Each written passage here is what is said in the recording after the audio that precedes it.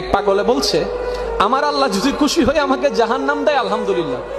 এবার শিক্ষিত সমাজ যারা আমাদের মতো কিছু আছে না, বেশি পণ্ডিত, এবার যাই বলতেছেন আসলে সবাই চাই জান্নাতে যাইতে, এ পাগলে চাই জাহান্নামে যাইতে। কত বড় গাদা। পাগলে মুস্কি হেসে বলে যে, হ্যাঁ ঠিকই বলছেন, আপনাদের মতো সুস্থ আমি হতে চাই না, এই পাগলেই থাকতে চাই। এবার তাদের একটু টনক লটলো, কই কেন?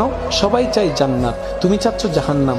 বলে যে, ভাইয়ারা আপনারা মনে হয় আমার কথাটা খেয়াল করেন নাই, আমি বলেছি আমার রব যদি খুশি হয়ে, আমার রব যদি খুশি হয়ে আমাকে জাহান্নাম দেয় আমি সেটাও নিতে রাজি। বলে যে, এখনো বুঝলাম না। পাগল বলে, জ্ঞান দিয়ে রবের বিষয় বোঝা যায় না, দিল দিয়ে বুঝতে হয়। আরে শুনো, রব যখন খুশি হয়ে যাবে জাহান্নামটা জান্নাত হয়ে যাবে।